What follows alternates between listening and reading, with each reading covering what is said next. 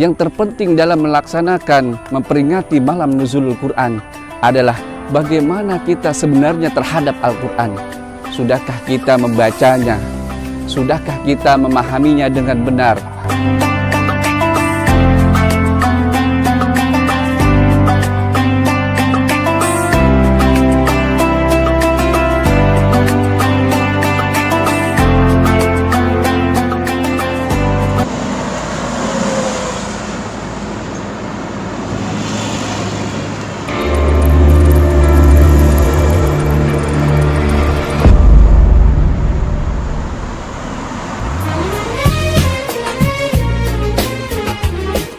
Assalamualaikum warahmatullahi wabarakatuh.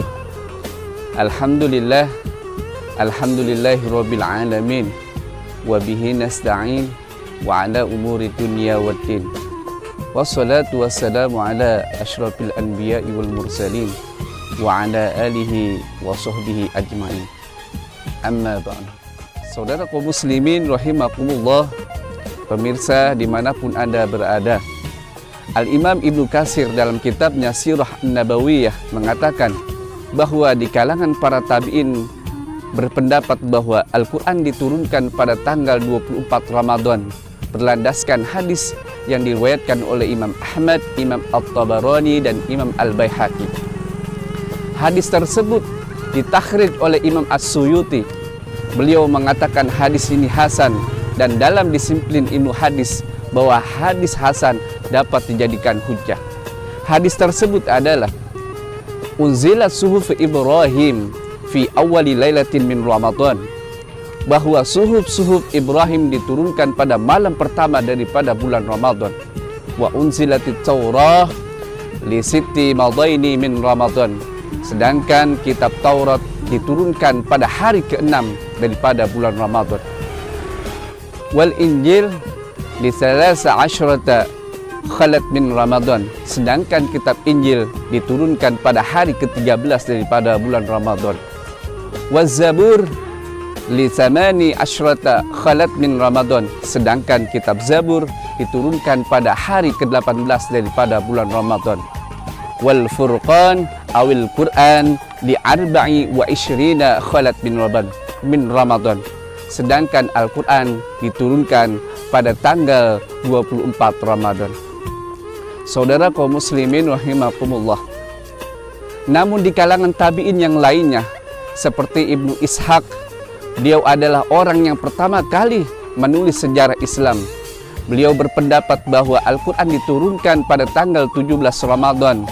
Beliau berlandaskan dalam surah Al-Anfal ayat 41. A'udzubillahi minasyaitonirrajim. Wa ma anzalna ala abdina yaumal furqan yaumal taqal jam'an. Dan tidaklah kami turunkan kepada hamba kami Muhammad, yaitu di hari Al-Furqan, hari bertemunya dua pasukan. Para ulama tafsir mengatakan bertemunya dua pasukan adalah perang Badar. Hari itu terjadi pada hari Jumat pada tanggal 17 Ramadan. Saudara kaum muslimin rahimakumullah, pendapat itu diikuti oleh Syekh Muhammad Al-Khudari. Beliau dalam kitabnya yang begitu masyhur, Tarikh At-Tashri' Al-Islami atau Nurul Yakin, bahwa kitab tersebut adalah populer di kalangan para mahasiswa ataupun pondok pesantren. Bahkan hampir seluruh pondok pesantren yang ada di Indonesia menjadikan kitab beliau sebagai referensi dalam mempelajari sejarah Islam. Sebab itu konon dikatakan bahwa pada tanggal 17 Agustus 1945 hari kemerdekaan Republik Indonesia bertepatan pada tanggal 17 Ramadan. Oleh karena itu konon pula diceritakan bahwa dengan saran Buya Hamka, Presiden pertama Indonesia Bung Karno, mengadakan syukuran hari kemerdekaan malam harinya dengan mengadakan peringatan malam nuzulul Quran, sehingga acara tersebut menjadi acara resmi di seluruh Indonesia, bahwa pada setiap 17 Ramadan malamnya diadakan acara malam nuzulul Quran. Berbeda dengan negara-negara Islam Timur Tengah, mereka mengadakan acara malam nuzulul Quran yaitu pada tanggal 27 Ramadan atau malam ke-27 Ramadan. Saudara kaum muslimin rahimakumullah, pemirsa dimanapun Anda berada, para ulama bersepakat bahwa Al-Quran diturunkan pada bulan Ramadan berlandaskan surah Al-Baqarah ayat 185. A'udzubillahi minasyaitonirrajim.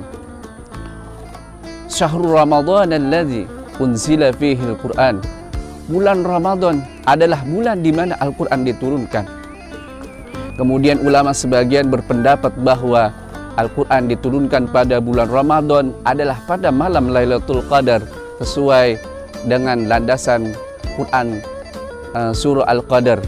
Inna anzalnahu fi Lailatul Qadar. Sesungguhnya kami menurunkan Al-Quran pada malam Lailatul Qadar. Saudara kaum muslimin rahimakumullah, setelah ulama bersepakat bahwa Al-Quran diturunkan pada bulan Ramadan, dan ada pendapat lain mengatakan pada malam Lailatul Qadar, yaitu turun secara keseluruhan dari Lauhul Mahfuz ke Baitul Izzah, yaitu langit dunia secara keseluruhan. Kemudian secara berangsur-angsur selama 23 tahun. Saudara kaum muslimin rahimakumullah, oleh sebab itu Asy-Syaikh Shafiur Rahman Al-Mubarakfuri, beliau berpendapat bahwa Al-Quran diturunkan pada tanggal 21 Ramadan. Kenapa beliau mengatakan ini? Karena beliau meneliti sejarah. Ternyata pada Lailatul Qadar bertepatan dengan dilahirkannya Rasulullah SAW, yaitu pada tanggal 10 Agustus tahun 610 Masehi. Ya, saat itu Rasulullah SAW berumur 40 tahun 6 bulan 12 hari. Nah, kemudian Rasulullah SAW dalam hadis yang diriwayatkan oleh Imam Muslim, "Dzaka yaumun wulidtu wa dzaka yaumun bu'istu." Pada hari Senin adalah hari di mana aku dilahirkan, dan hari itu pula aku diutus. Saudara kaum muslimin rahimakumullah, kita tahu bahwa Rasulullah SAW saat diutus di Gua Hira, itulah pertama kali Al-Quran diturunkan. Nah, tanggal 21 ini sebagaimana pendapat Asy-Syaikh Shafiur Rahman Al-Mubarakfuri, sesuai dengan hadis yang diriwayatkan oleh Imam Bukhari dan Imam Muslim, bahwa Al-Quran diturunkan pada tanggal 21 Ramadan dengan hadis tersebut, yaitu taharraw lailatul qadri fil witri minal ashril awakhiri min Ramadan.